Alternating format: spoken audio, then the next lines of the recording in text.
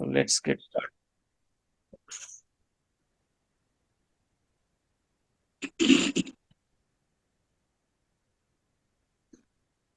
Om Namo Bhagavate Vasudevaya. Om Bhagavate Vasudevaya. Om Namo Bhagavate Vasudevaya. Om Namo Bhagavate Vasudevaya. Om Namo Bhagavate Vasudevaya. Om Namo Bhagavate Vasudevaya. I will recite the Nam Mantra and Mangalacharan prayers. So, all together.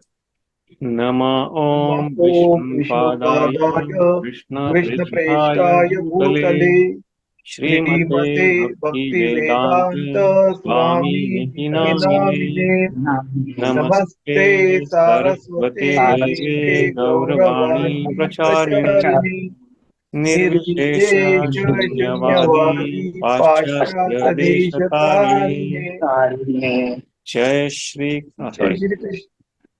Om Ajnana Timirandasya Jnananjana Shalakaya Chakshurunmilitam Yena Tasmai Shri Gurave Namaha.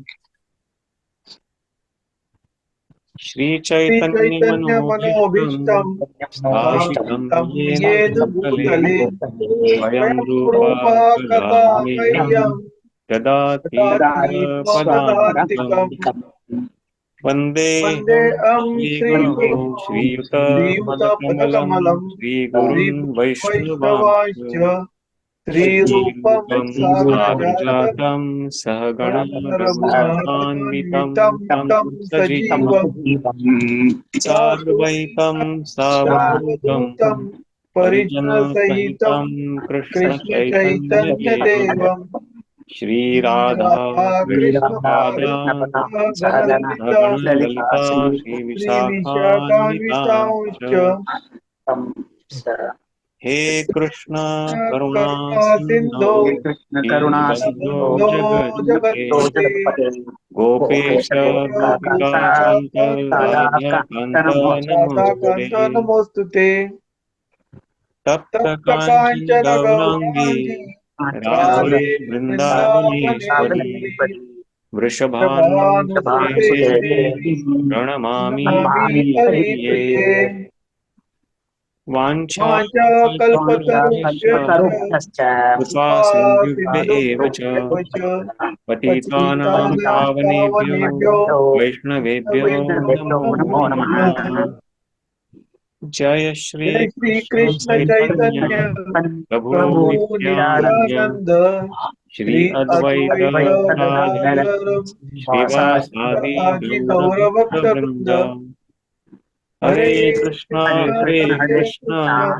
Krishna Krishna Hare Hare Hare Rama Rama Rama Hare Hare. Shri Krishna Bhagavan ki jai, Shri Prabhupada ki jai, Srimad Bhagavad Gita ki jai. Hare Krishna everyone again. Hare Krishna. We are reading from chapter 7 of Bhagavad Gita. That is the Jnana Vijnana Yoga.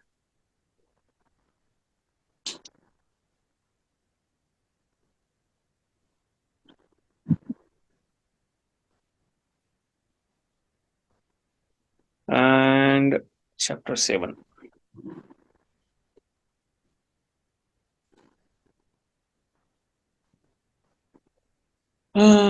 मग अजून कोणी join झालं नाहीये. So what do you think? We should wait for some time summarizing chapter, or we should discuss something else? Other topic? Oh, just 3 of us so far today. मला वाटतं की हा chapter पण summarise करा ना, कारण 28 श्लोक झाले म्हणतो, राईट? 28 झालेत, शेवटचे 2 राहिलेत. 2च राहिले का? हा. मग आय थिंक 2 घेतले आता, आणि whenever someone join that time we cover, म्हणजे पुढच्या सेशनला ते चालू शकेल ना? चालेल. म्हणजे नाही, दोन, कारण आपण जेव्हा श्लोक घेतो ना तेव्हा जास्त detail, we go in much detail. Just clear. So detail मध्ये मग आज दोन होतील की नाही शक्यता वाटत नाही मला, बघू डिपेंडिंग ऑन किती त्याच्यात टॉपिक कव्हर करते तसं, तेव्हा दोन्ही करू. सो बेस्ड ऑन दॅट या we can read the 2 shlokas and then yeah, so yeah, let's get started on then. तर आतापर्यंत काय वाचलंय त्याच्यावर फक्त रिकॅप करायला मग.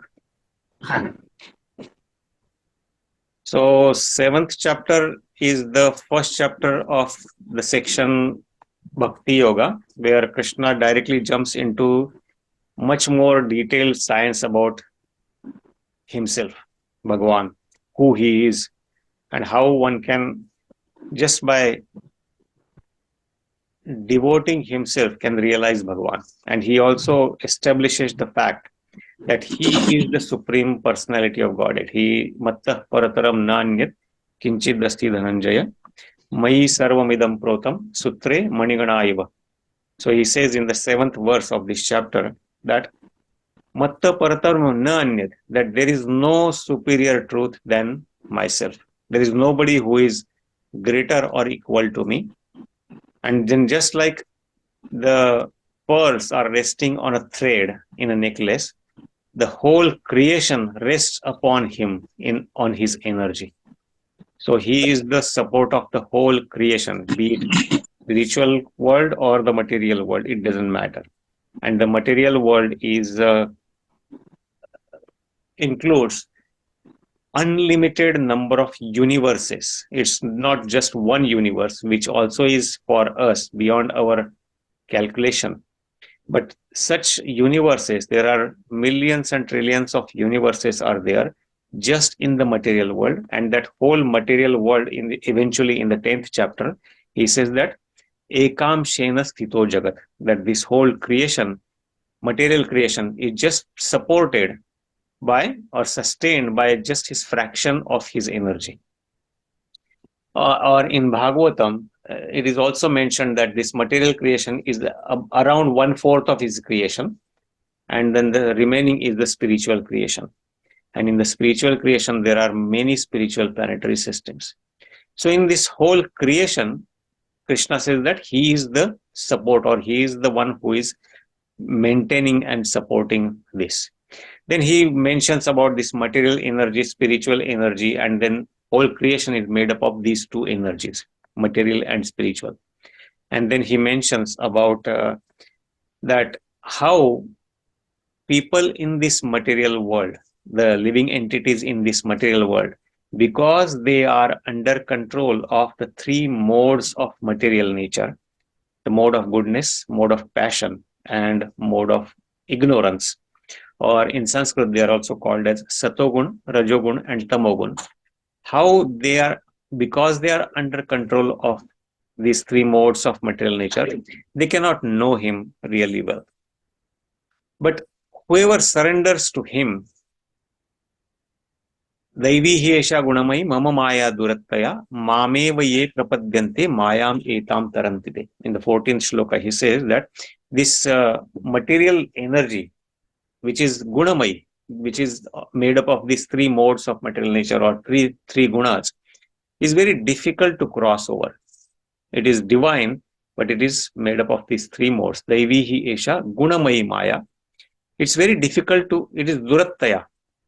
But mameva ye prapadyante, whoever surrenders only unto me, he can easily cross beyond it. Then we learn about the 4 different types of people who do not surrender to Krishna. Namam dushkritano mudha prapadyante naradama mayaya aparutagnyana asurim bhavamashrita. Mudha, somebody who is very murkha or unintelligent, or Prabhupada sometimes uses the word rascal, who doesn't want to know anything about his own identity. Mudha. Sa namam dushkritano mudha prapadyante naradama. Naram, adhama among the naras. So one who is very lowest among the mankind. Mayaya aparutagnyana, and whose knowledge or intelligence is stolen by Maya, who is under control of Maya, and whose knowledge has been stolen by Maya, and Asurim Bhavamashita, and one who has taken shelter of Asuri Bhav, whose goal only is to enjoy in this material world. These four type of people, they do not surrender unto me. Then he gives four different kind of people who he claims as pious people who surrender unto him. Artho, Jignasu, Arthati, Jnani. Artha, one who is distressed, one who is suffering. So he also takes shelter of Lord Sri Krishna. Jignasu, one who is inquisitive, who wants to know more about himself, more about this creation, how these things are working. So that also person takes shelter of Krishna. Artha Jignasu. Artharthi, one who is looking for some material gain or happiness or money, wealth. So that type of person who also surrenders to Krishna and who is pious. He is considered Sukrutino. And then Jnani, one who is in really knowledge, who obviously takes shelter of Krishna. Tesham Jnani Nityakta. Out of those, he said that one who is Jnani and one who is constantly thinking of me and engaged in my devotional service, Krishna says he is far better than others. And then he says that Bahunam Janmanamante Jnanavan Mam Prapadyate, that after many, many births, one who is really in knowledge, that person surrenders unto me. Bahunam Janmanamante Jnanavan Mam Prapadyate, who surrenders unto me, that is to Krishna.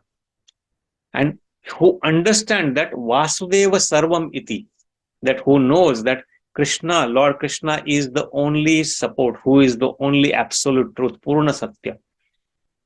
Sa Mahatma, that type of person, Krishna calls him as great soul, Mahatma, is very, very rare to find, Sudurlabh. And then he tells about, then why do people, what kind of people surrender to other devatas? We generally, the Hindu religion or Sanatana religion is considered in general terms as polytheistics, that there are many gods and people worship any god that they choose or that they want to. But in a nutshell, that is only half truth. There are devatas, they are called not God, but they are devatas, they are demigods. Prabhupada translates them as demigods. And they are all working under the supervision or under control of Krishna. He is the Supreme Lord, and they are working under his control to manage the different activities in this material world. So they are the departmental heads of this whole material creation in one universe. And so, but because they are departmental heads of different material creations, different sections, people who surrender to them, they get certain benefits according to their worship. And that's why it is, Krishna says that Kamaisthaistharita Jnana Prapadyante Anya Devata, that one who is desirous of satisfying his senses. Kama means trying to find some happiness by gratifying my senses. That is the desire to enjoy through my senses. One who is desiring to enjoy through his senses, they surrender or they worship different devatas. And then the devatas, in reciprocation with them, then they fulfill their desires. But Krishna says that antavattu phalam teshan tadbhavati alpamedasam. But that desire, what they are satisfying, actually Krishna says that desire, I am the only one who is satisfying, because without my approval, even the devatas cannot satisfy that desire. And they are all the desires, whatever we have here and we try to satisfy, they are antavad. They all have end. They are temporary. So whatever happiness we derive from sense gratification, it is all temporary. Antavattu phalam teshan. And tadbhavati alpamedasam. And that's why the alpamedasam means less intelligent people, who has less. Medha means the brain substance that is gives us intelligence, that is called medha.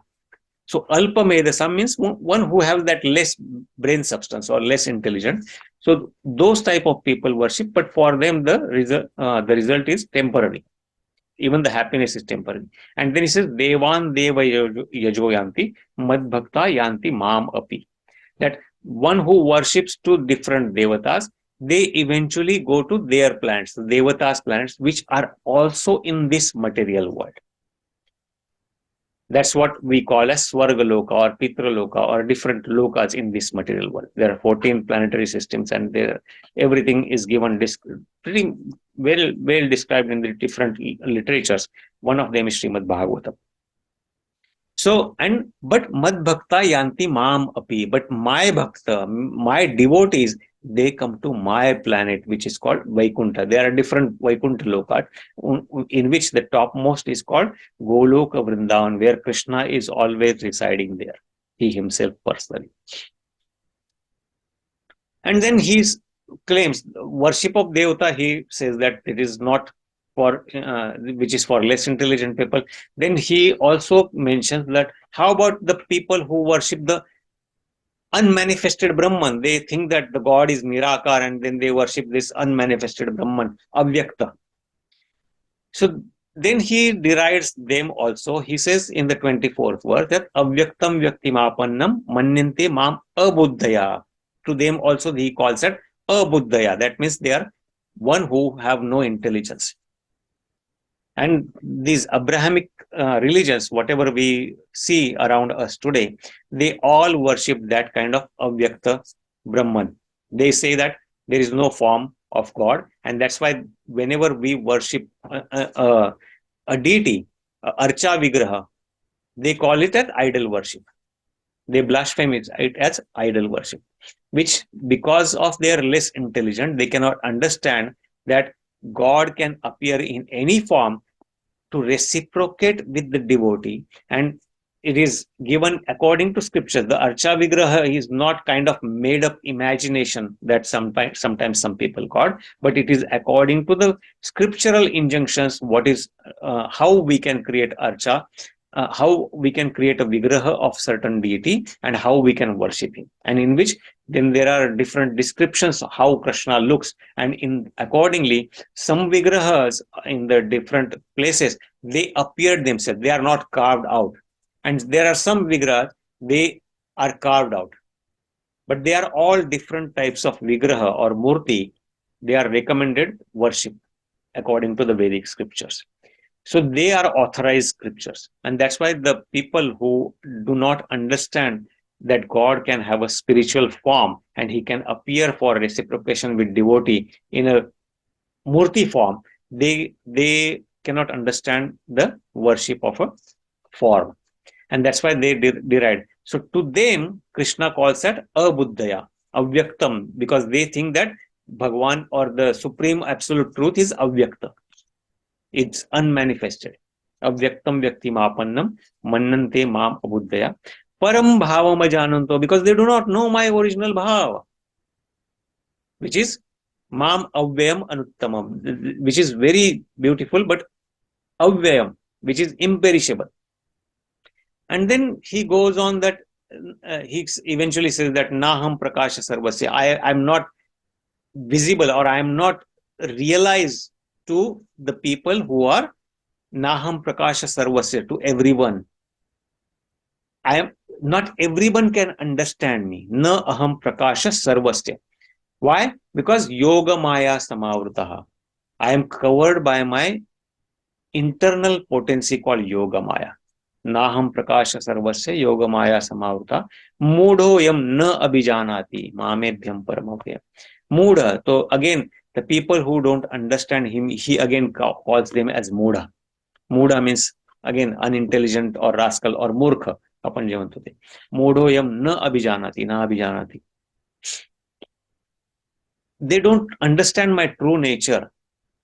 And then he also claims in between there that he knows Veda ham samatitani vartamanani charjuna, that I am the knower of everything. Vartamanani charjuna bhavishyani cha bhutani mampi vedana kashan. But to me, no one knows. And it's true, even a self-realized person cannot know God in truth completely. He knows based on his level of understanding, based on his realization. And then last couple of verses, what we read, that why living entities fall in this material world, then he says that in the 27th verse we read, Ichha Dvesha, these are the two causes, Samuthena, because we had desire out of envy of God and others, that why he is the only enjoyer, why I am not the enjoyer, and why I cannot enjoy to the fullest. Ichha, that's the desire I had out of envy. Ichha dvesha samuthena dvandva mohena bharat, and because of that I am delusion, I am moha by dvandva, duality of heat and cold, distress and sukha and dukkha, or happiness and distress. All this is all duality that exists only in the material world. So, and I am bewildered by that duality. Ichha dvesha samuthena dvandva mohena bharata sarva bhutani sammoha sarge yanti parantapa. Sarge means the original primary creation, that they are created in this material world and they fall into this material world, and then they eventually enjoy or suffer according to their karmic reactions unless they become eligible to get out of this cycle of birth and death and go back to home, back to Godhead, to the spiritual world. And then the last week we read that then what type of people worship Bhagwan with determination. Then he says, Esham tu antagatam papam jananam punya karmana. Esham tu antagatam papam. One whose all the sinful activities are completely finished. So persons who have acted piously, jananam punya karmana, and whose sinful actions are completely eradicated. And then they dvandva moha nirmukta. They are free from the delusion of. So they don't consider anything that comes, they accept it as the prasad of God, and they are not distressed by or happy of any of the situation. So they are free from the dualities of delusion. Te dvandva moha nirmukta bhajante mam tradavrata. So those type of people, they worship me with determination. They are the one who engage in Krishna's service with determination. And that's where we stopped last week. So Hare Krishna Rajesh Prabhu, Hare Krishna Madhu Prabhu, Hare Krishna Jitu Prabhu. Welcome. So we were kind of recapping what we read or studied so far in the 7th chapter. Yeah. And then we will continue with verse 27 today. Okay. Vigraha means murti, na? Means idol. Vigraha Murti, statue. There is difference between idol and murti. Idol can be of anybody. Idol manje putra. And murti can be only of worshipable deity. That's why it is called deity, not idol. Idol worship is something that Britishers has pushed on us to deride us. Vigraha. So what we do is murti puja, not idol worship. It is deity worship. Deity is not just made up of stone. A devotee, when he is worshipping murti, he accepts that deity as Krishna himself. Correct. It's none different than Krishna. It is not Krishna's putra. It is Krishna himself appeared in the form of deity, and I am worshipping him. And when we completely get realization that deity or that vigraha can reciprocate with him. Exactly. That is deity. It is not idol worship. Idol worship, unfortunately we call it idol worship, but that is not the correct term for murti puja. Idol worship is pushed. That word has been deride us, all Sanatanis, by Britishers. Okay. So what we do, idol worship म्हणजे काय? Idol worship मध्ये श्रद्धा किंवा असं येत नाही का? Idol worship मध्ये idol can be of anybody. मी नरेंद्र मोदीचा पण पुतळा करून त्याची पण पूजा करू शकतो. पंडित नेहरूचा पुतळा करून त्याची पण पूजा करू शकतो. Because he is my worshipable idol. Idol म्हणजे something that is I respect, not worship. There is difference between respect and worship. आई वडिलांचे करू शकतो कोणाचे. आई वडील किंवा कोणाचे आजोबा पंजोबाचे करू शकतो हो, आयडल कोणाची करू शकतो, मूर्ती फक्त देवाची करू शकतो. त्याला विग्रह म्हणतात का? विग्रह, तोच असतो. अर्चा विग्रह. विग्रह म्हणजे मूर्ती, विग्रह म्हणजे देवाची मूर्ती. विग्रह म्हणजे देवाची मूर्ती. Form, actually form. हा, हा. विग्रह म्हणजे आपलं शरीर हे सुद्धा विग्रहच आहे. हा फॉर्म आहे माझा. आणि मूर्ती हा देवाचा, देव त्या रूपात आपल्याला प्रत्यक्ष आपल्या बरोबर एका ठिकाणी वाचतो तर ते विग्रह त्याचे फेसेस पण चेंज करतो. कधी दात दिसतो आणि ते दिसलेले, आणि एकदा तो सॅड असेल तर तशी चेहरा दिसतो. तरी तीच मूर्ती हसताना आणि दात पण दिसलेली आहेत, असं आहे. इन वृंदावन नाही घेतलाय पण आहे. हा, न वृंदावन मध्ये एक मंदिर आहे, राधारमण मंदिर. विग्रह राधारमण मंदिर मध्ये when that murti, sometimes you see when the murti is smiling, you see some of his teeth. Sometimes you don't see them. And this is practically experienced in today's world. Yes. Radhā-Rañjana मंदिर. हो ना. हा हा, कुठे वाचलं होतं. I have been to that temple. So that murti, sometimes when the devotion, some devotee, when he sees some pure devotee and reciprocates with him, the murti smiles and you can see the teeth of the murti. तामिळनाडूच्या कोणीतरी बनवलंय ना ते, तामिळनाडूकडून. I don't know ती बनवली आहे का appear झाली आहे, कारण काही काही मूर्ती ह्या बनवलेल्या नाहीयेत, त्या तशाच्या तशा मिळालेल्या आहेत. तामिळनाडूकडून ते यांना भेटलं. They are not carved out. They appeared, somebody had to dug somewhere. They appeared in some devotees and they just came out. So they are not carved out of stone or anything. They just were like that.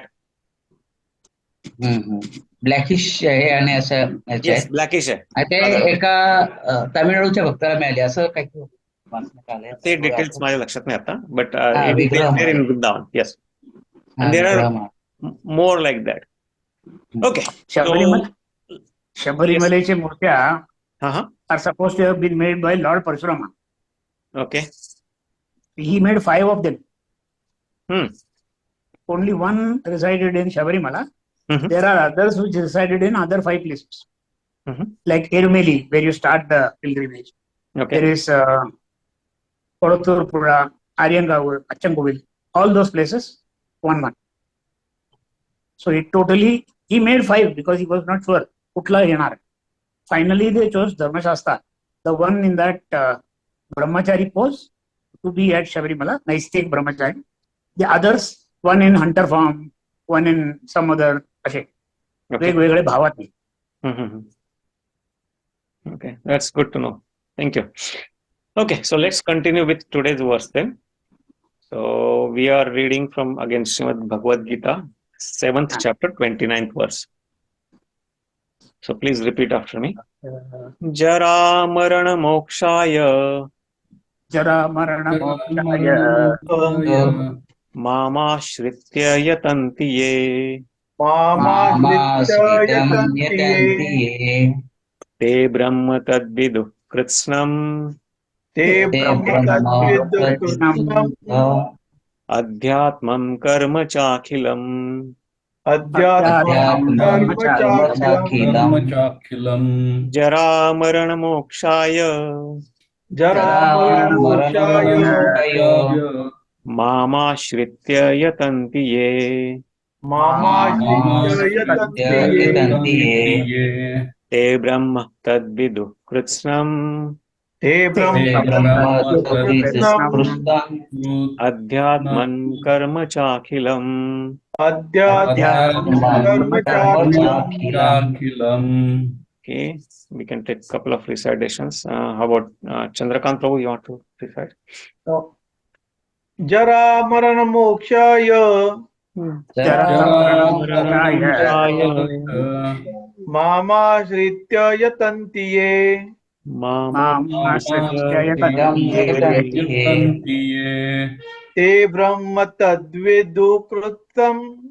Te brahma tadvidu kritsnam. Adhyatmam karma chakhilam. Adhyatmam karma.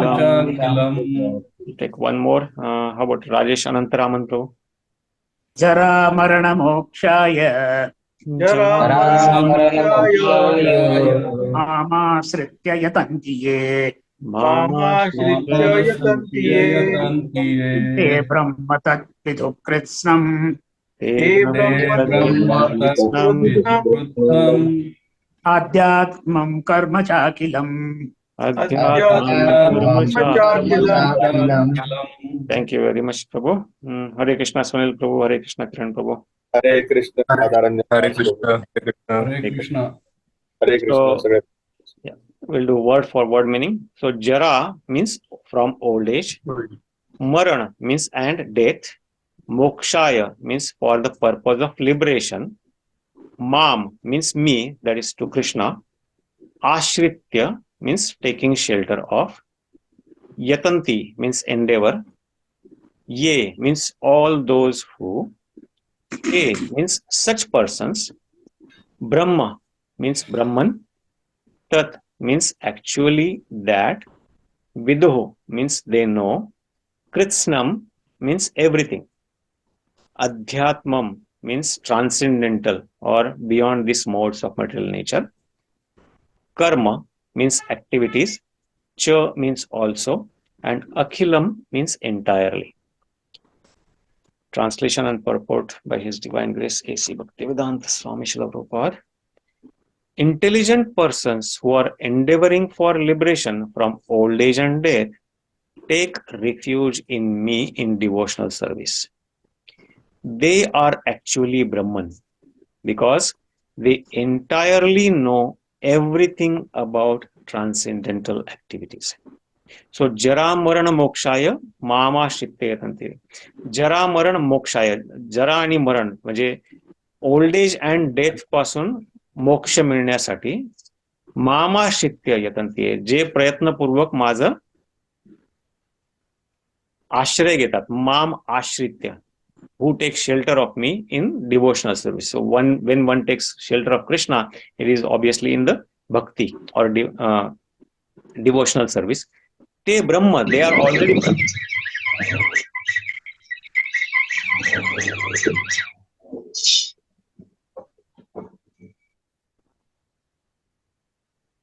Okay, I'm muting others. Okay. काहीतरी मागे आवाज आला. Okay. So te Brahma tadvidu Krishnam. They actually are Brahman. Brahman means they have really understood that they are the spiritual being and not this material body. And that's why Aham Brahmasmi. When I say Aham Brahmasmi, that I recognize my real identity, that I am a spiritual being and not this material body. This material body has been temporarily given to me for whatever karmic reactions I have to go through that. Tadvidu Kritsnam. And they understand Tadvidu, vidu, vidhatu, vidya, vidyarthi, hey, sagale root, that the word is vid dhatu. They know Tadvidu Krishnam. Krishna means everything about the Adhyatmam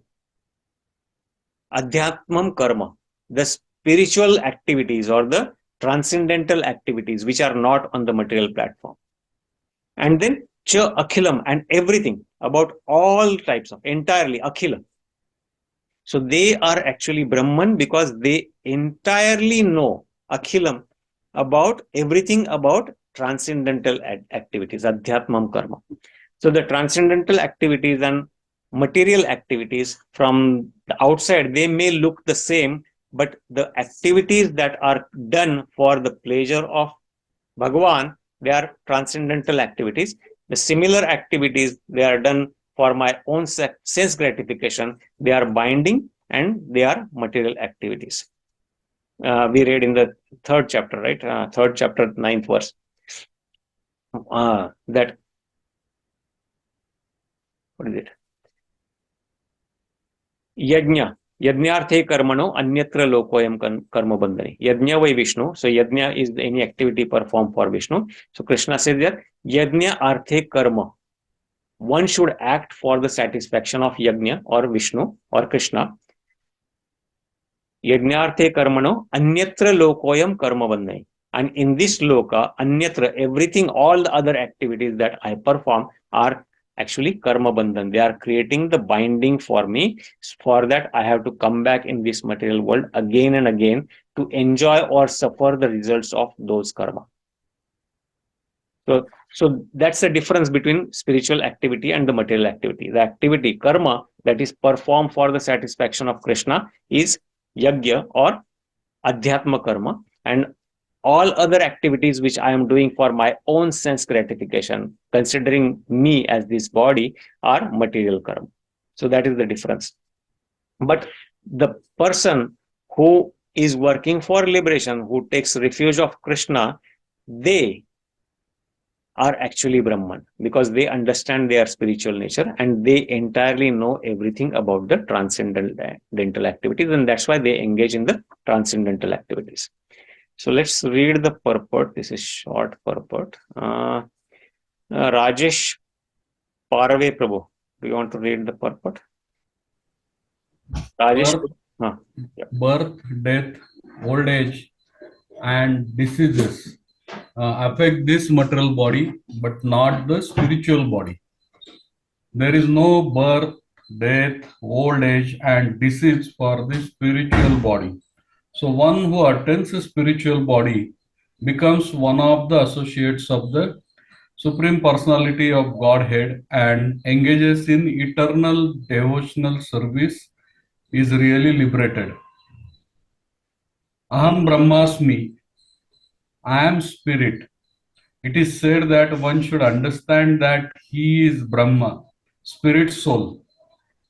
This Brahma conception of life is also in devotional service, as described in this verse. The pure devotees are transcendentally situated on the Brahma platform and they know everything about transcendental activities. Four kinds of impure devotees who engage themselves in the transcendental service of the Lord achieve their respective goals, and by the grace of the Supreme Lord, when they are fully Krishna conscious, they actually enjoy spiritual association with the Supreme Lord. But those who are worshippers of demigods never reach the Supreme Lord in his supreme planet. Even the less intelligent Brahma realized persons cannot reach the supreme planet of Krishna known as Goloka Vrindavan. Only persons who perform activities in Krishna consciousness, Mam Ashritaya, are actually entitled to be called Brahman because they are actually endeavoring to reach the Krishna planet. Such persons have no misgivings about Krishna and thus they are factually Brahman. Those who are engaged in worshipping the form of Archa of the Lord, or who are engaged in meditation on the Lord simply for liberation from material bondage, also know by the grace of the Lord the purports of Brahman Adhibhuta as explained by the Lord in the next chapter. Thank you, Prabhu. So yeah, he gets into more detail here. So these birth, death, old age, and disease, these are the real problems of this material world. We have many other problems concocted through our mind and other things what we have created here. But the real problems, according to the Vedic scriptures, is said that Janma, Mrityu, Jara, Vyadhi. These are the only four problems for living entities in this material world. Everything else is subordinate to those. But these affect only to the material body. The spirit soul has no birth, no death. It doesn't grow old, or it doesn't get any disease. It is eternally spiritual. So these are only related to this body. But because we identify ourselves with this body, we experience these four problems. They are not for the spiritual body.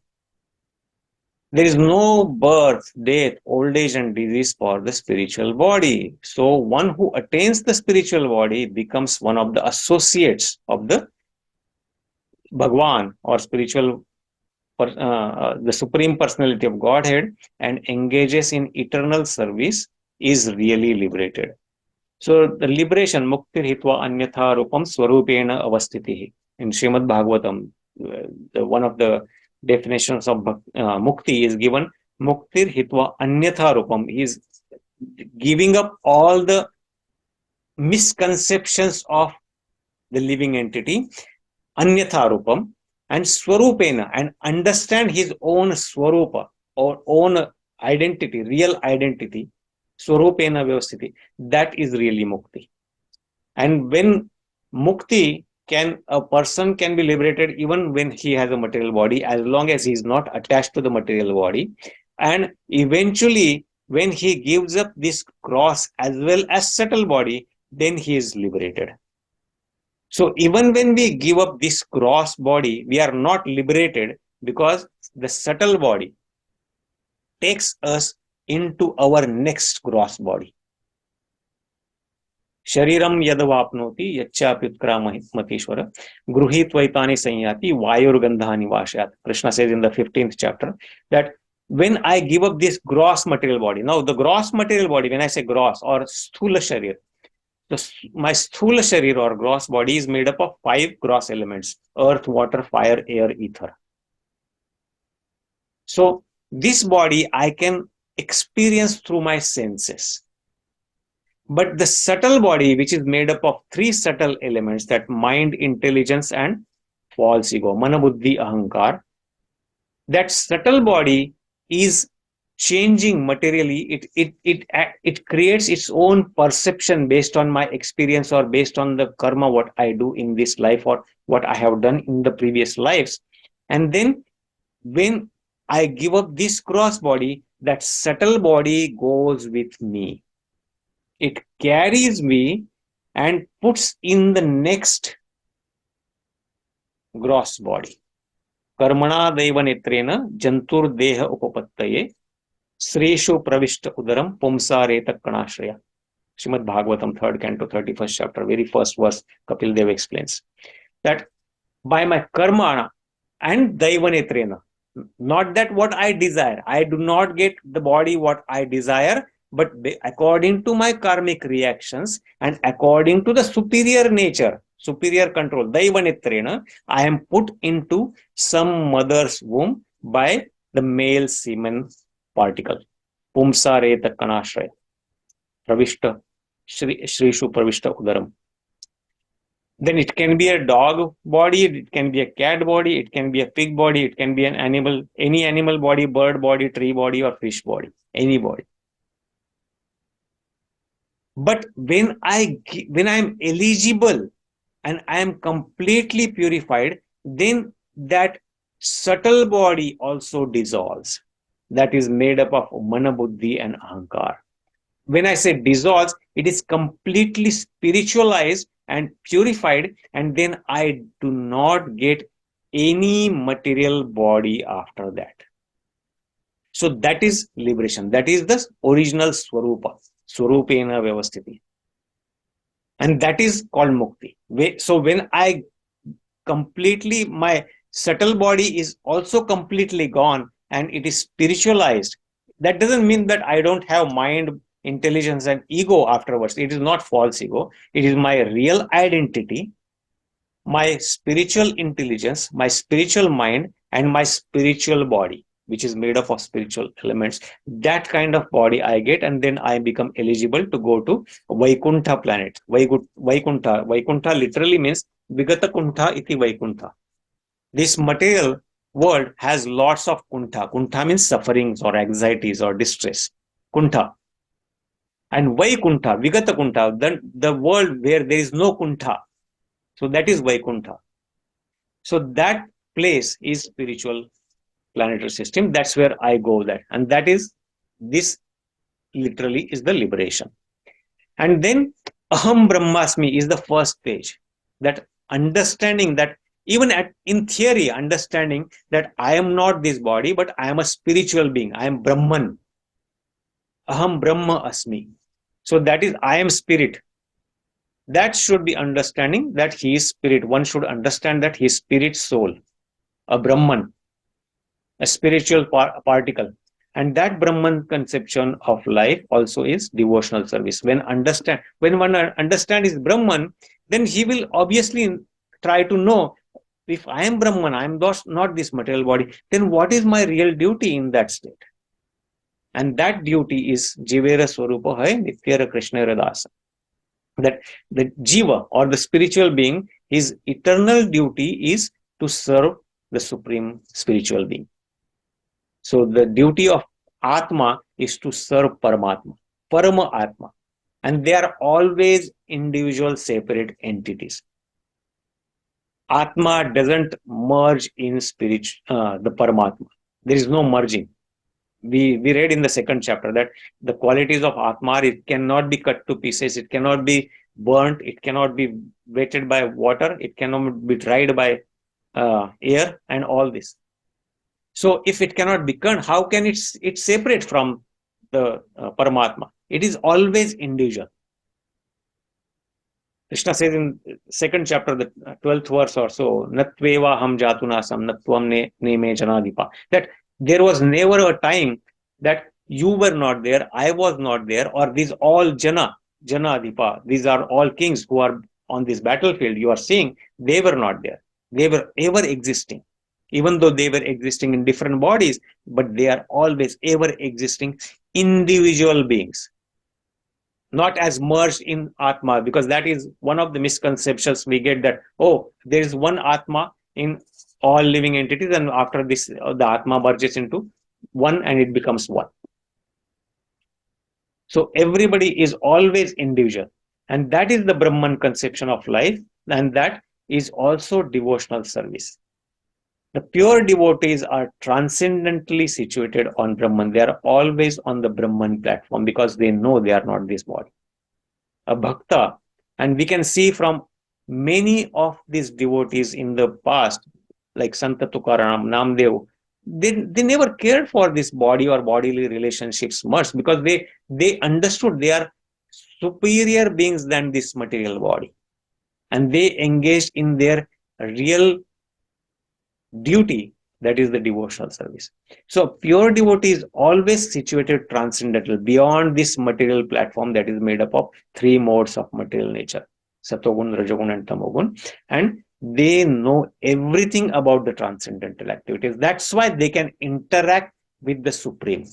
And that's why we see that Krishna can reciprocate with pure devotees.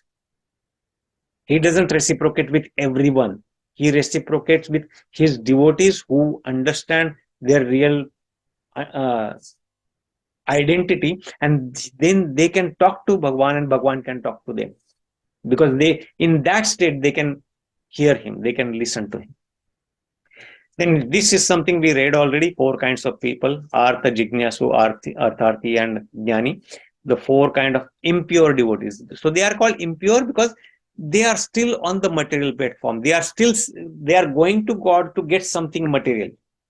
Artha means they are dukhi in this material world. So that's why they are surrendering to God. But they are also called devotees because they are pious. They know where to go, first thing. That is important. Artha, Jignasu, Artharthi. Artharthi, oh, I want promotion. I want some wealth. I want to build an empire, or I want to build a house. I want something. I want beautiful wife. These are all material things, Artharthi.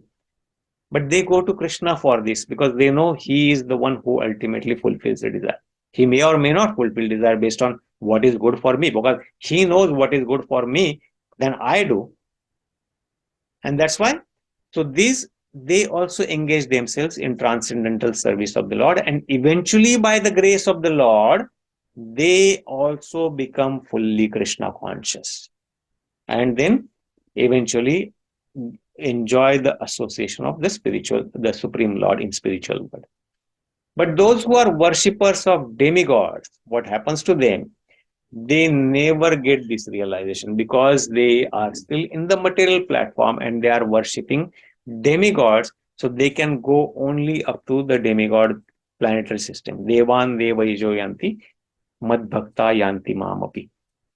Or in the 9th chapter also Krishna says in the 24th verse, Yanti deva vrata devan, pitrun yanti pitrurta, bhutani yanti bhuteja, yanti madhya jinopi mam.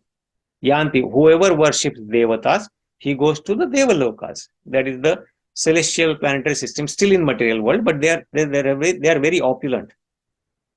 They are very luxurious. The life there cannot be imagined here. People live thousands of years. There is no disease and the material enjoyment is there unimaginable. Devan devai joyanti. That's what we call Swarga Loka. Pitrun yanti pitruvata. Then some people worship Pitras. So they go to different planetary system. That is called Pitraloka. Bhutani yanti bhute. And then there are people who also worship ghosts and the Pishachas and all those that kind of living entities or other living entities who they think that they are powerful and they want to get something from them. So they go to their kind of people. But Mad Bhakta yanti mamapi. But whoever worships me, they come to my spiritual abode. So if it's not true that I can worship any god and I can still attain the same result. No, that's not true. Only worshippers, Krishna says that only worshippers of Krishna go to the spiritual planetary system. Worshippers of Devatas, they go to their planetary system. But that is still in the material world. So, Maam Ashrita, Prabhupada explains that further here. And then those who engage in worshipping form of Archa or who are engaged in meditation of the Lord, simply for liberation from material bondage, also know by the grace of the Lord. Now, everything by the grace of the Lord.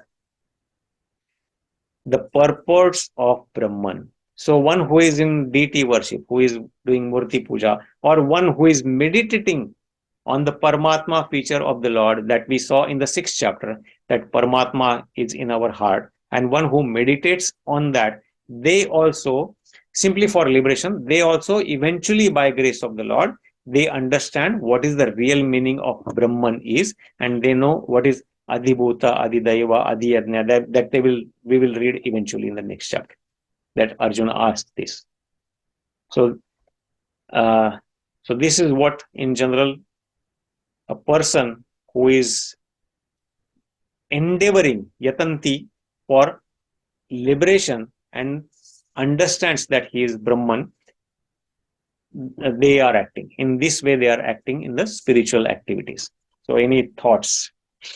Is this little bit clear, at least this shloka? What is the purport and meaning of this shloka?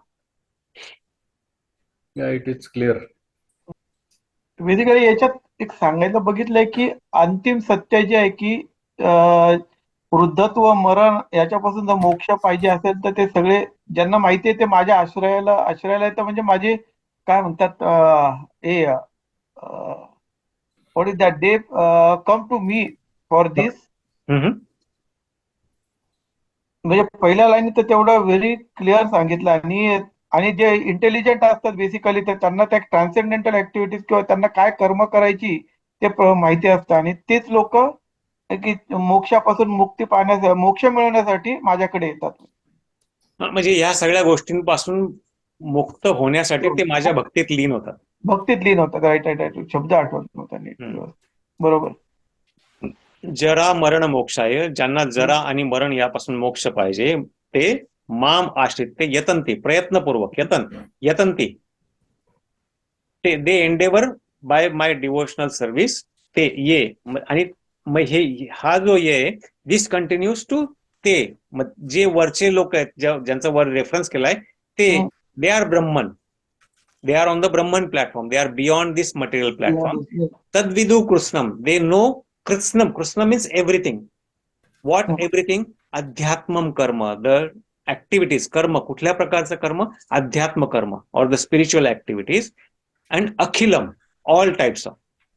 So one who wants to be free from the old age and death and get free from that, the moksha mata, they engage in my devotional service, and they who engage in my devotional service, they are actually on Brahman platform and they know everything about the spiritual activities. Right. And the intelligent people know, that's why it is the ultimate aim of everyone, kind of, right?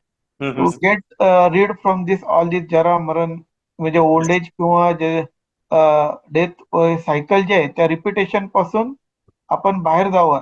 आणि since intelligent people only talk about this और know this, that's why it is become kind of ultimate truth, right? Correct. So why am I suffering? What are the real problems I'm experiencing here? So these are the four real problems: birth, death, old age, and disease. Janma, Mrityu, Jara, Vyadhi. Right. These are the only problems in this material world. In reality, everything else is we have created through our concoction or through our trying to encroach upon others' properties or trying to control this material world and enjoy through our senses. But the real problems are these four. That's what our Shastra says.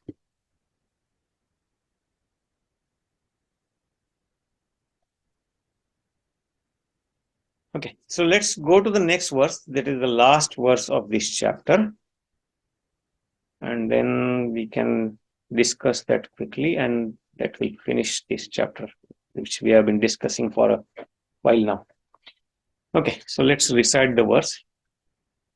Sadhibhutadidaivam mam Adibhutadidaivam mam sadhiyajñam cha ye viduh sadhiyajñam cha ye viduh prayana kale picha mam prayana kale mam te viduryukta chetasah te viduryukta चेतसः sadhibhutadidaivam mam sadhibhutadidaivam mam sadhiyajñam cha ye viduh sadhiyajñam cha ye viduh prayana kale picha mam prayana kale mam te viduryukta chetasah.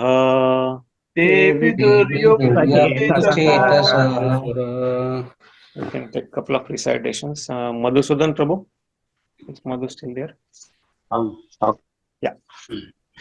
साधिभूतादिदैवं मां साधिभूतादिदैवं माम् साधियज्ञं च ये विदुः साधियज्ञं च ये विदुः प्रयाणकालेऽपि च मां प्रयाणकाले च मां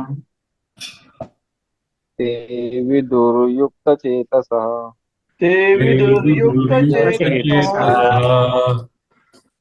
Jitu Prabhu, you want to lead?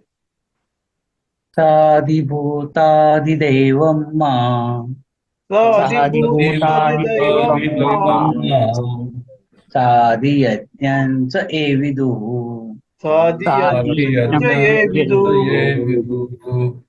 प्रयाणकाले पीसमः प्रयाणकाले च मां ते विदुर्युक्तचेतसः ते विदुर्युक्तचेतसः. Thank you, Jitu Prabhu. So the word for word meaning here are synonyms. Sa adhibhuta, sadhibhutam means the governing principle of the material manifestation. Adhibhuta is material manifestation. Adhidaiva means the governing of all the demigods. Adhidaiva. Then mam means me, that's Krishna saying he. Sa adhiyagnya means the governing principle of all the sacrifices, yagnya. Cha also. Ye means those who, the people who.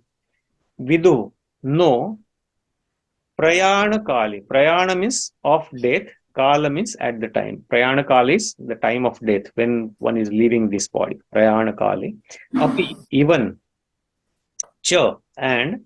Mam means me, that is Krishna. Te means they. Viduhu means no.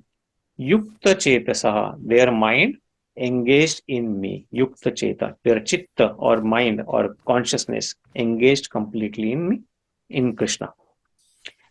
So this is actually the precursor. The last two verses of this chapter are precursor for the next chapter, the 8th chapter. So we'll see that next time when we read. So those who are in full consciousness of me, that Yukta Chetasa, who know me, the Supreme Lord, to be the governing principle of the material manifestation of the demigods and of all the methods of sacrifice, can understand and know me, the Supreme Personality of Godhead, even at the time of death. So again, he's talking about the persons who know, they know him. So there are three types of governing principles. What are those? Sadibhutam, Sadidaivam, and Sadiyagnyam. Adibhutam, Adidaivam, and Adiyagnyam. So the governing principle, Adibhuta means governing principle of this whole material creation. Adibhuta, this whole material creation. Then Adidaiva is this is controlled by the Devatas. The material creation, they are the departmental heads of, like Vayu is controlling the wind. Sun god is controlling the energy, heat and light for this whole planetary system. Moon is controlling the rasas, different vanaspati, Naji Rasameta, that is controlled by moon.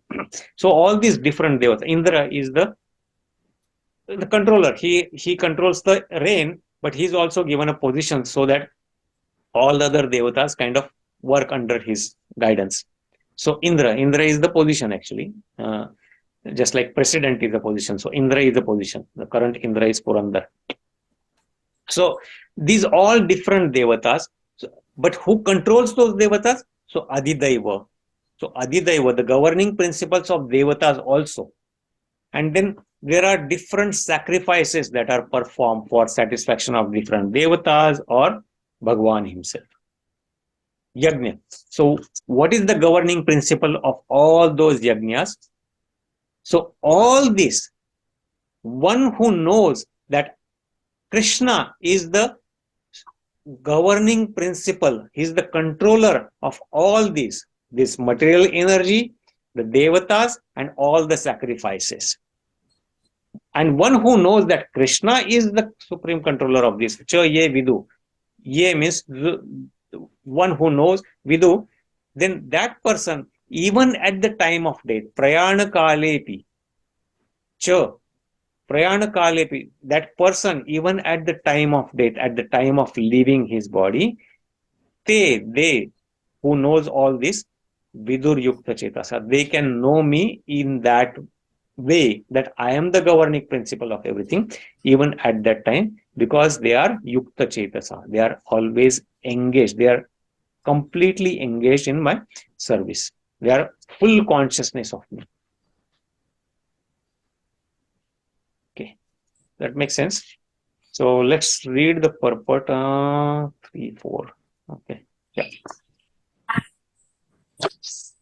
Person acting in Krishna consciousness are never deviated from the path of entirely understanding the Supreme Personality of Godhead. In the transcendental association of Krishna consciousness, one can understand how the Supreme Lord is the governing principle of the material manifestation and even of the demigods.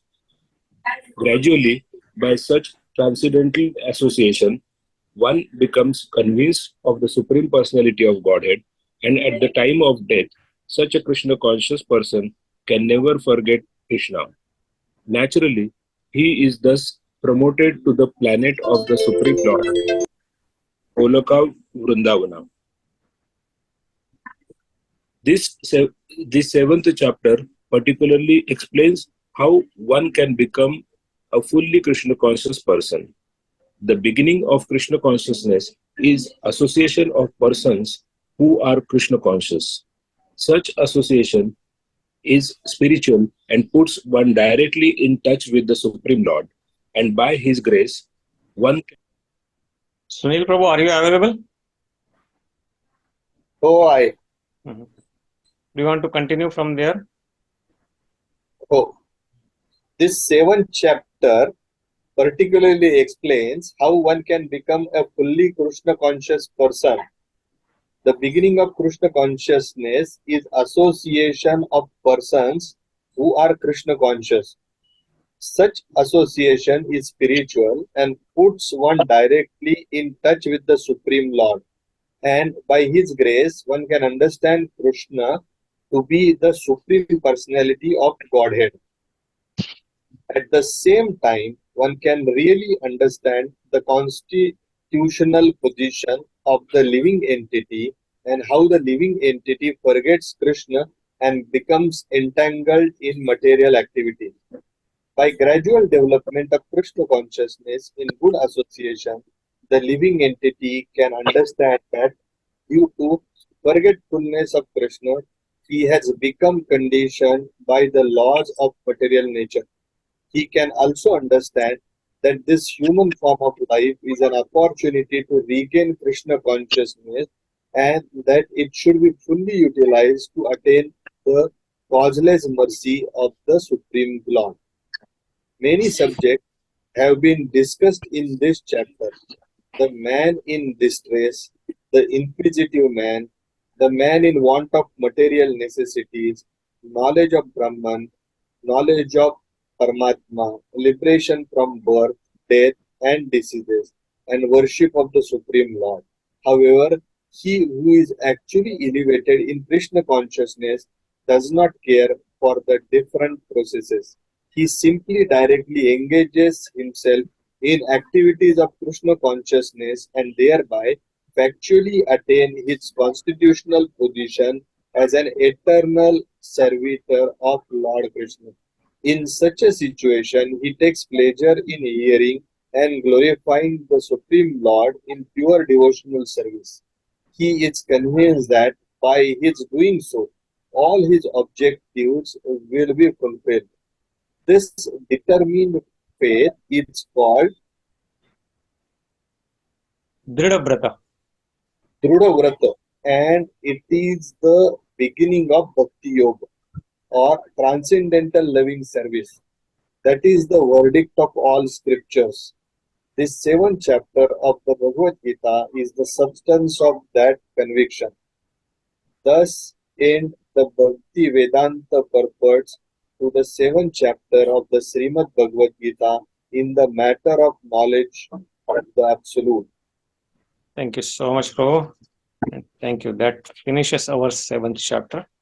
So let's go through the purport and try to understand, and then we can discuss or get some reflections and then stop.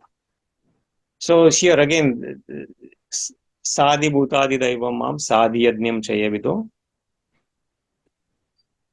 Prayana Kale Pichamam Tevido Yukta Chetasa.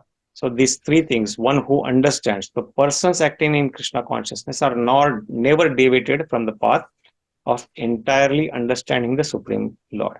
So they always try to understand how Krishna is working, and they realize this even eventually whenever they meet. And how do they understand this more and more? By association, sadhu sangha, sat sangha. And that's what it is said, the transcendental association of Krishna consciousness. One can understand how the Supreme Lord is governing principle of material manifestation, demigods, and also by transcendental association, one can become convinced of the Supreme Personality of Godhead. And at the time of death also, one can remember Krishna. And naturally, when one remembers Krishna at the time of death, he is automatically promoted to the spiritual planetary system and does not have to take birth again. That we'll read in the next chapter. So association, the emphasis of association. How can we learn things about Krishna or Bhakti Yoga? Just by association. In the same manner, when I'm learning some subject matter, we always have associations with them. Like we have different types of, what do we call? Sunil Prabhu, help me. There is engineering association. We had one chapter in opposite to our hostel, right? What Professional was it? bodies. Institution of Engineers. Institution of Engineers, where all engineers meet, they associate with each other so that they can learn each other. Chartered engineers. Huh? Chartered engineers पण म्हणायचे त्यांना. Yes. And then there is also what is Maharashtra Commerce? Maharashtra Chamber of Commerce. Maharashtra Chamber of Commerce, yeah, MCCA. So why? Because all the people who are like-minded, they want to meet because they want to learn from each other. In the same manner, sadhu sangha, or the people who are devotees, when they associate together, they relish this and they learn from each other. And sadhu sangha, I think we have talked about this so many, probably tens or at least 100 times, that what is the importance of sadhu sangha or sat sangha. Sadhu sangha sarva shastra ka hai. Lava matra sadhu sangha sarva siddhi hoy. Even the shastra says that, all the shastras, sadhu sangha has given so much importance that even a little bit association, if we can get with sadhu, all perfection is achieved. Because the real perfection of a human form of life is to know who I am really, what my real identity is. And then Prabhupada kind of summarizes this 7th chapter here. That 7th chapter particularly explains how we can become fully Krishna conscious. So this is the first chapter in the 3 groups of Bhagavad Gita. The first section, first 6 chapters, we learned that is about the Karma Yoga. Last 6 chapters are about Jnana Yoga, and in between is very nicely compact, preserved, is Bhakti Yoga from 7th to 12th. And this was the first chapter in that section of Bhakti Yoga. So this 7th chapter, we learn a lot about Krishna himself, his energies, and how by just engaging in his devotional service, we can attain the highest goal. So Prabhupada kind of, in the beginning, Krishna consciousness in association of persons, who is Krishna consciousness. So in the beginning of Krishna consciousness, we associate with the devotees. And then that's why actually Prabhupada said that he created this international society for Krishna consciousness, so that anywhere in the world people go, they can have facility to associate with devotees. And that I have experienced myself. Any part of the world I go, I meet devotees. Anywhere. I have not been to a place where I have not met devotees. Even if there is no temple, they will have some small program here and there. And if you go and look for it, you will meet devotees. Or in some places, actually, I met devotees unexpectedly. And then we sat together, and without knowing them before, it seemed like we have a bonding from many births. And these devotees I met were from different countries. Actually, in my last trip to India, I met one brahmachari who was traveling from India to Canada. He was just merely a 19-year-old boy, but his conviction about Krishna service was so much. He had a shaved head, completely in saffron clothes, traveling with dhoti on airplane, and we met there on the London airport. We sat together, we spoke a lot, and he was so energetic to talk about it. And he was so enthusiastic to learn more and more about from me as well. Such an energy at the age of 19, merely 19, and I asked him, when did he learn about all this process? He said he just met somebody in Radhā-Yatra in LA. In Los Angeles, they have Radhā-Yatra. It's coming sometime in June. So Radhā-Yatra, he met somebody, he met some devotees, he learned from the science, and he said, wow, this is amazing. And then he lived in Los Angeles temple for 6 months after that. And then he went to India, and he lived in different temples, and he was traveling after leaving from in Mumbai temple for some time, he was traveling back. So everywhere we go, I met devotees from Russia, I met devotees from other places in Europe, I met devotees from Argentina. They may not be able to speak English, forget about Sanskrit. But their conviction about this science of God is so much that they have dedicated their life for this. So this is the society that Prabhupada, just by mercy of Prabhupada, we have this international society for Krishna consciousness all over the world now, including the countries like Pakistan, Bangladesh, and some countries which I had no idea they even exist, like Azerbaijan or some other countries from which I have met some devotees. So anywhere we go, we can meet devotees and we can associate with them.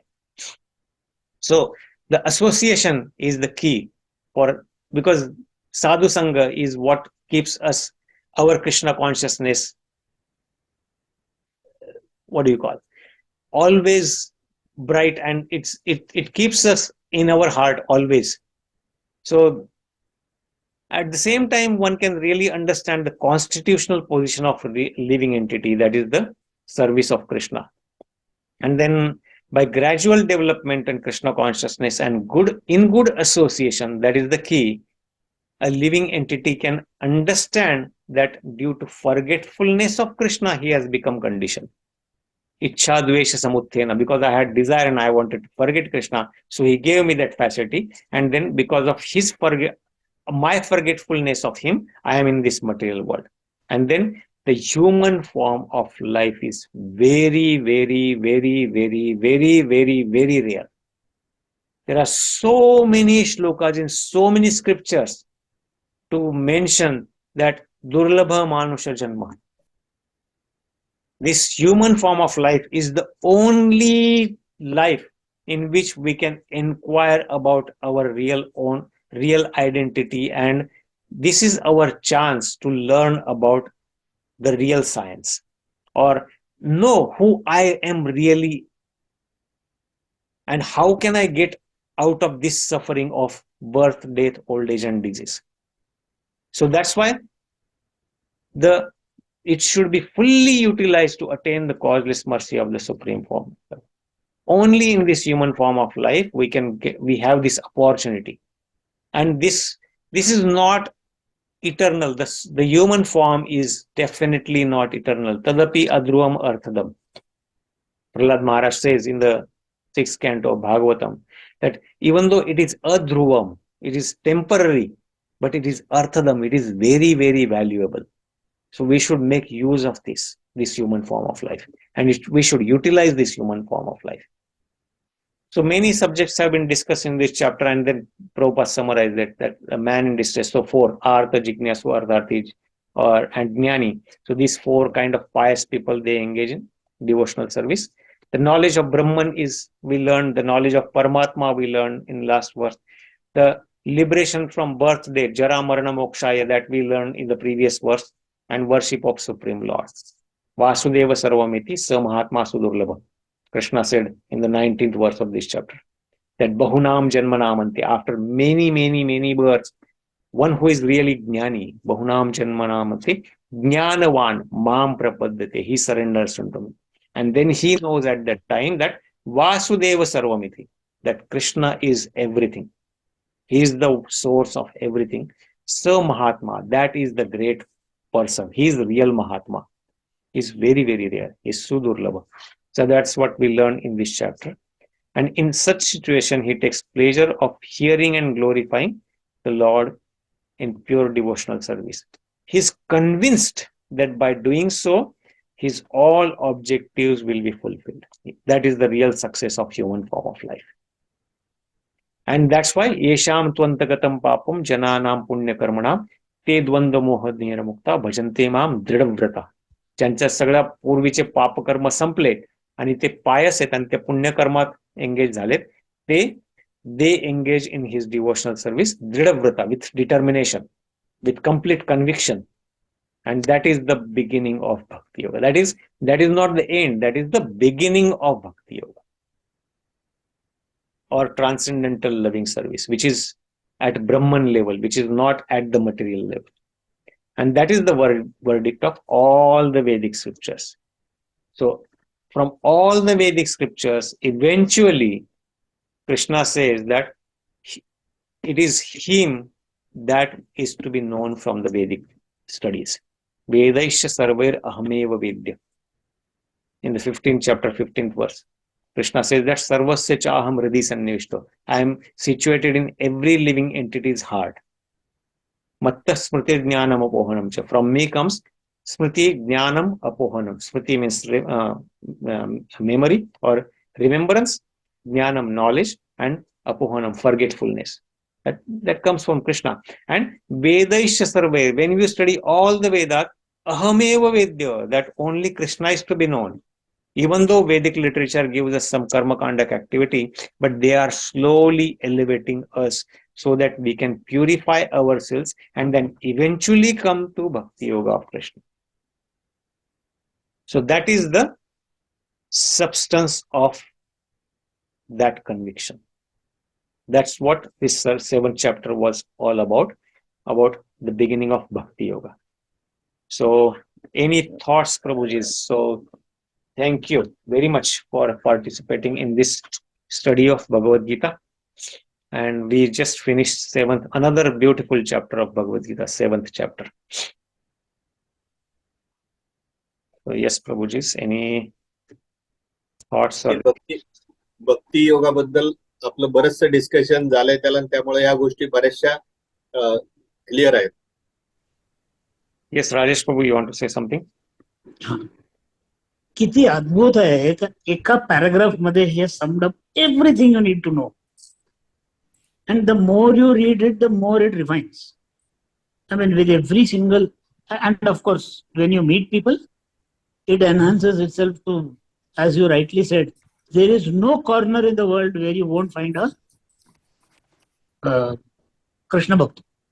Wherever I have been, and I am a life member, but still, very honestly, I have not gone anywhere in search. But yet, by sheer, what do you call, fortune, I have attended a lunch, a bhajan, or a bhajan come dinner of somewhere, wherever it is. I was in Melbourne, never even thought of this. Somebody said, "Chal, aaj apan dopahar ko udhar," and that was how we went. I have never, tried to kind of look up and say, "Mala ikde jaun rahaयचं hai. I will use my life membership or anything." But still, there is not a single place where I didn't meet a few of them at either a bhajan or some kind of puja, somewhere. It's really amazing. And these are truths that no matter what, people would have said so many things, idol worship mantat, superstition mantat. But in actual life, when you see this, that you are meeting people, whether you want or not, it is indeed something really great. That itself classifies as a big miracle for me. Yeah, that's true. And this is all mercy of Prabhupada actually, because he traveled everywhere and he created this beautiful society for us. This is a beautiful family actually, worldwide family. That's Exactly. how I see it in ISKCON family.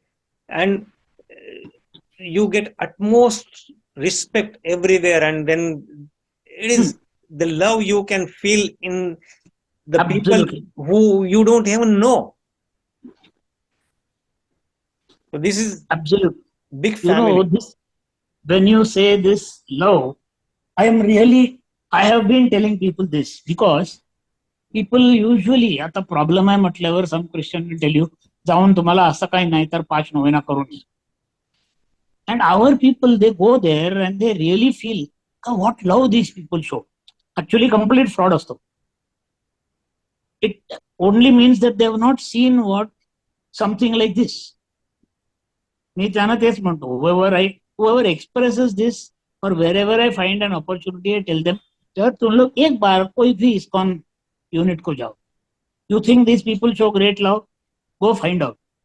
Don't go there with any expectation. Just go. Your comparison will automatically show. You go to a church, they will, obviously they want you converted. So they will show as if, everybody knows you, padrina jaun भेट करून देणार. So people think that's all love. But actually the idea behind that is conversion and some kind of monetary, because they will also start their EMI once you convert and become part of them.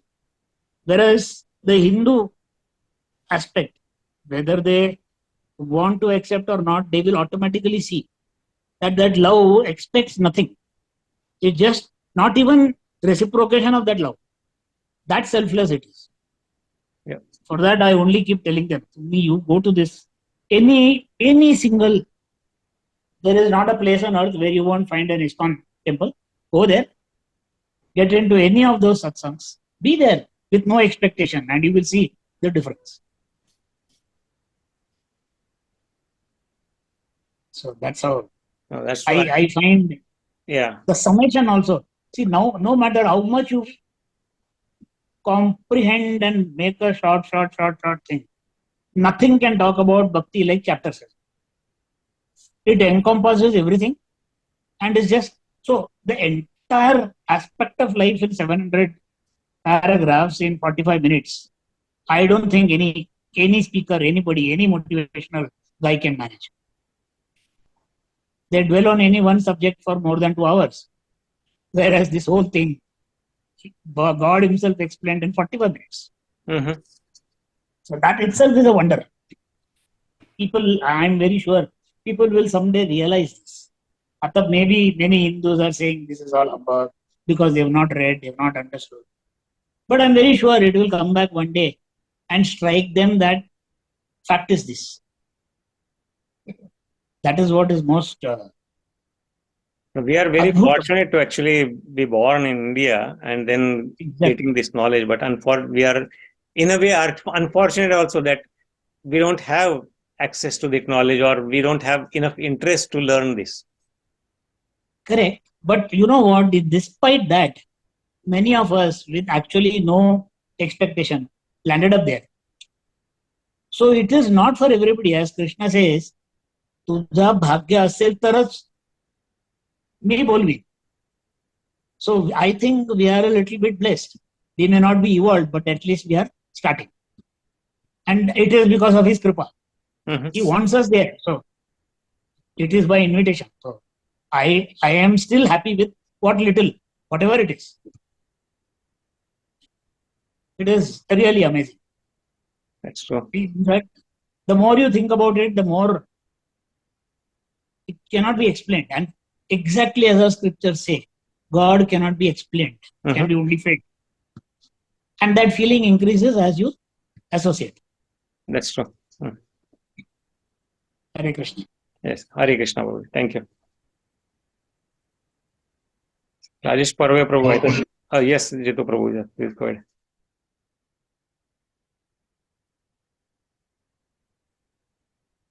Jitu Prabhu, yes, you are saying something.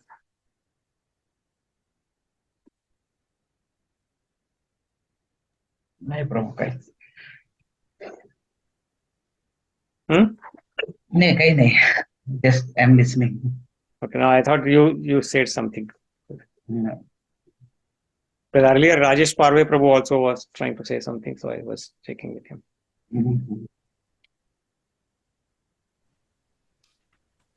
Not much actually. I mean, but knowledge about what is absolute truth, what is God, and who are we. So this is I mean, आपण हा भक्ती योगामध्ये आता सुरुवात करतोय म्हणल्यावर हे this अध्याय is a foundation actually.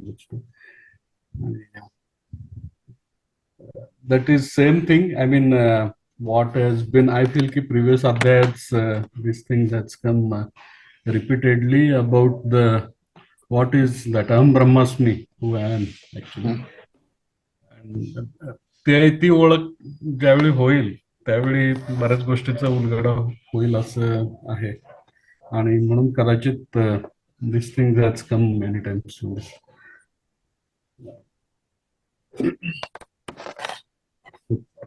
हळूहळू समजतं या गोष्टी. I would like to understand this fully. I mean, Gita complete hoiporent lot of many other things will come to know. And I feel we are halfway actually, and very excited and eager to know what is next actually. What is there in the next chapters actually. Everything was new till this. I think we are at the middle of this overall, no? 18 chapters are there. 18 chapters. 18. We just finished 7. 7 झालेले आहेत. Lot many thing. मग पुढे काय आहे, म्हणजे आत्ताच एवढं आहे गोष्टी आलेल्या आहेत, तर व्हॉट इज देअर आहे. Yeah, that's हे आहे, उत्सुकता आहे. good. 8th chapter is one of everything going forward now. I think everything is very amazing. The question of 8th chapter start, Arjuna asked question, that itself is very understanding. So तेच म्हणजे पुढे आणखी भरपूर त्याच्या गोष्टीबद्दल खूप उलगडा होईल, म्हणजे अनेक ज्या गोष्टी माहिती नव्हत्या, बघितल्या नाहीत, वाचल्या नाहीत, ऐकलेल्या नाहीत. it's a thank you for this actually. And we can learn only in forum like this. If we try to read and learn our own, it's very difficult. Really difficult.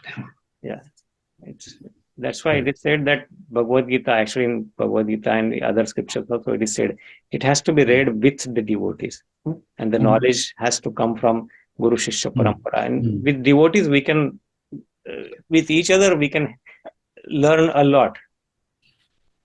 होय, correct. Related to Bhakti Yoga, na? Bhakti Yoga. माझा video दिसतोय का याच्यात? नाही दिसत आहे, dark screen. बंद केलाय पण मला डार्क स्क्रीन दिसतोय फक्त, काहीतरी त्याच्यावर कव्हर लावला असेल. नाही, कव्हर वगैरे लावलेलं नाही, तरी पण का दिसत? मे बी कॅमेरा वर्क होत नसेल. Thank you Prabhu. Any additional thoughts? Chandrakant Prabhu. Chanting can do this opening. Sorry? Chanting can improve our that understanding, I think so. Okay. Actually, that is the Yuga Dharma. Kali Yugaचा Yuga Dharma is japa. And japa is definitely recommended. We can actually have just one day, one session only on japa, importance of japa and how to do japa and what is japa. But if everybody is interested, we can do that. But in the 10th chapter, 25th, Radhā-Rañjana 25th shlok, when Krishna is glorifying the vibhutis, different vibhutis of himself, so he says, Yajnanam japa yajñosmi, that out of all the yajnas, the japa yajna is that I am. That means something, he is glorifying everything that is superior, and he says that if you want to experience the superiority of Bhagwan, then that is me. So Sthavaranam Himalaya means of all the mountains or big bodies of land, he says that I am Himalaya. So in the same manner, out of all the yajnas, yajna आपण जे अग्निहोत्र यज्ञ किंवा दुसऱ्या प्रकारचे जे यज्ञ आहेत, त्या सगळ्या यज्ञांमध्ये he says that जप यज्ञ अस्मि. I am the जप यज्ञ. And then there are other scriptures also where it says that how japa yajna, japa is very, very important, or chanting, or mantra meditation. Mantra is because our mind is always so much distressed, so much in anxiety. Our mind it is very difficult to control mind. We read in the 6th chapter, right? Chanchala him mana Krishna pramati balavadrudam. Arjuna says to Lord Krishna that this mind is very, very chanchal. Pramati, Balavad, is very strong. It is very it's very difficult to control the mind. Vayo revasa sudushkaram. Arjuna says that one way we can control the wind, but we cannot control mind. But then to control the mind, that's why mantra means manah trayate iti mantra. The syllables of words that are coming, the japa, what we do, that mantra, that protects our mind from all the contaminations. That is mantra. Mantra is, and mantra, what is, how we can chant, and what is the importance of mantra, and which mantra to chant. There are many other mantras, but for Kali Yoga, which is the mantra, it is also given for different yugas what mantras were recommended. And Kali Santarana Upanishad madhe, this Hare Krishna Mahamantra is given as this mantra for this yuga. Hare Krishna, Hare Krishna, Krishna Krishna, Hare Ram, Hare Ram, Ram Ram. Bas. So that mantra, and if you want to experience this, if you chant this, even one round, Prabhupada recommended for all the initiated devotees at least 16 rounds. 16 rounds on the beads, माळा. One bead, एक माळेमध्ये 108 मणी असतात. 108 वेळा एक मंत्र म्हणायचा एका माळेसाठी. तसे 16. 108 गुणिले 16 तेवढ्या वेळा तो मंत्र जप करायचा रोज minimum. So all initiated devotees. But even if we chant one round, what I would recommend is, if you want to get the benefit of this, decide one time in the morning or evening or whatever convenient to you. Pick one spot where you can be at that time and just get away from anything. Silence your phone, silence your all the things, and give yourself about 7 to 10 minutes. And if you don't have a bead bag or माळा, काय हरकत नाही, बोटांवर करा किंवा कुठे माळा असेल तर माळ घ्या. त्याच्यामुळे एक वेगळंच हे येतं, बिकॉज यू माळ जर असेल and chant this mantra 108 times on one round in mala and see the effect after a few months.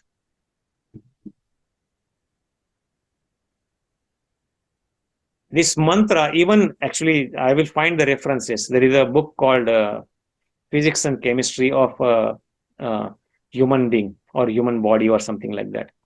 In that, not by any Indian person, but by some other non-Indian, foreign, European or some other person, the importance of mantra is given, how it impacts on our body, because our mind and physical body are so interrelated. So our mind is whatever, if our mind is calm, our body is also healthy.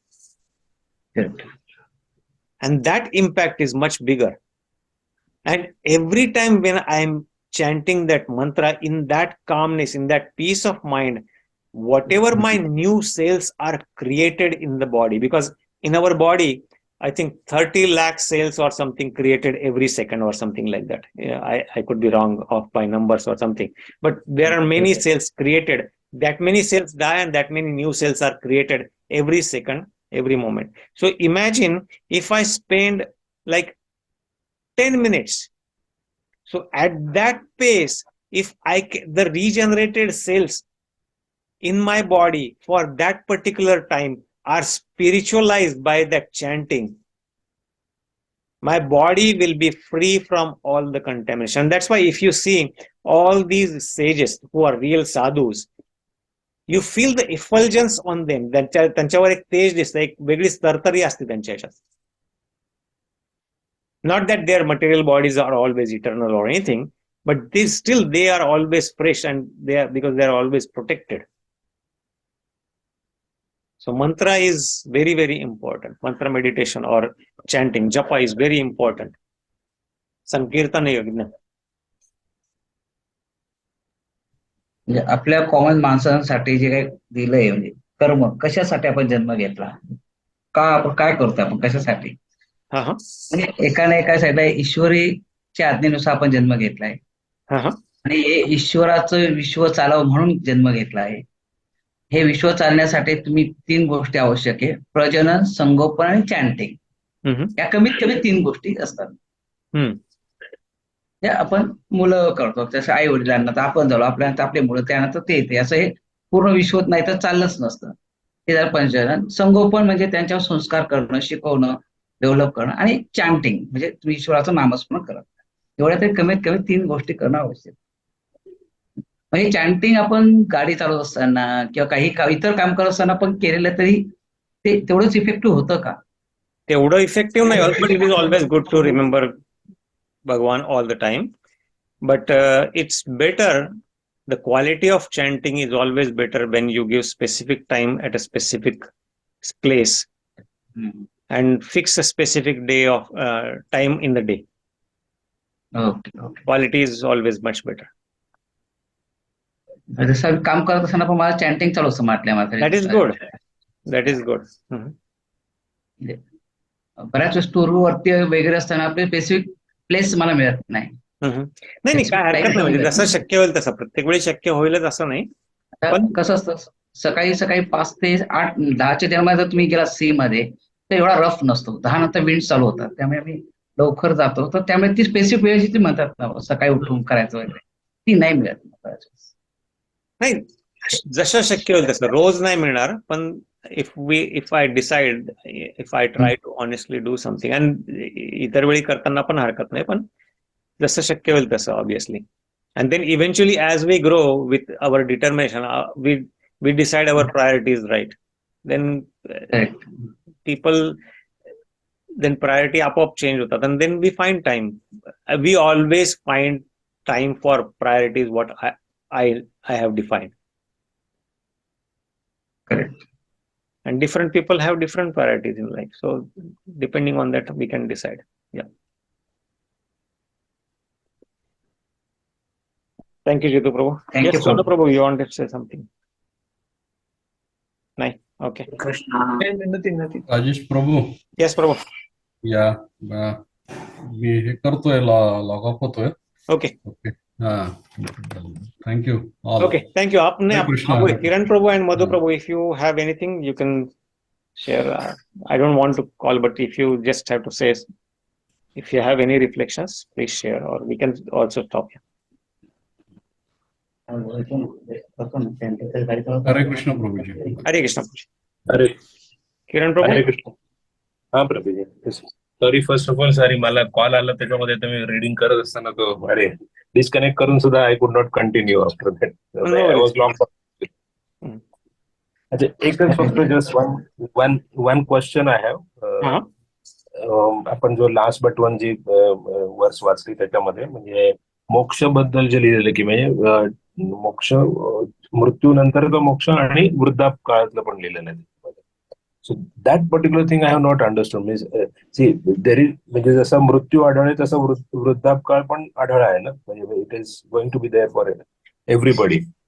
What is म्हणजे पण मृत्यूनंतर मोक्ष एक आपण थोडंफार आधी वाचलं ते समजलं मला, पण व्हॉट डज इट त्या वर्स मध्ये जे म्हटलंय की वृद्धापकाळामधला मोक्ष, त्याला what does it mean actually exactly? Okay, I think there is some misconceptions. मृत्यूनंतर मोक्ष किंवा वृद्धापकाळामधला मोक्ष नाहीये, त्या दोन्ही पासून मोक्ष. अच्छा, म्हणजे वृद्धापकाळ पण वृद्धापकाळ आणि मृत्यू याच्यापासून मुक्ती. म्हणजे मला परत मृत्यू येऊ नये आणि परत वृद्धापकाळ येऊ नये. वृद्धापकाळ कधी येतो? जर जन्म झाला तर येतो. Okay okay okay. त्यापासून मुक्ती. ओके. जरा मरण मोक्षाय मामा शक्ती यतंती ते. म्हणजे मुख्य 4 प्रॉब्लेम आपण जे त्याच्यात नंतर प्रभुपादांनी डिस्क्लेम दिले होते की birth, death, old age and disease. हे 4 जे मुख्य प्रॉब्लेम आहेत, जन्म, मृत्यू, जरा, व्याधी, हे कधी मिळतात आपल्याला? जोपर्यंत जन्म मिळत राहील तोपर्यंत 4 हे प्रॉब्लेम आपल्याला काय मिळत राहणार आहे? जन्म आला की मृत्यू निश्चित आहे, वृद्धापकाळ निश्चित आहे, कुठलं तरी आजार पण उपभोगायला लागणार ते पण निश्चित आहे. हे जे 4 मुख्य प्रॉब्लेम आहेत, या 4ही पासून मोक्ष. मृत्यूनंतर प्रत्येकाला मोक्ष मिळतो हा आपला समज चुकीचा आहे. मृत्यूनंतर मोक्ष मिळत नाही. मृत्यू पासून मोक्ष म्हणजे परत परत जन्म घेऊन परत परत मृत्यू जे आपल्याला फेस करायला लागतो त्यापासून मोक्ष. Okay okay, right. Thank you so much. I was little confused there. नाही, तेच वृद्धापकाळातला मोक्ष किंवा मृत्यूनंतरचा मोक्ष असं नाही. Thank you bro. चलो, I think we'll stop here then. So next week we'll start new chapter. So thank you very much. Hare Krishna. Hare Krishna. Hare Krishna. Thank you. Hare Krishna Prabhuji. Hare Krishna.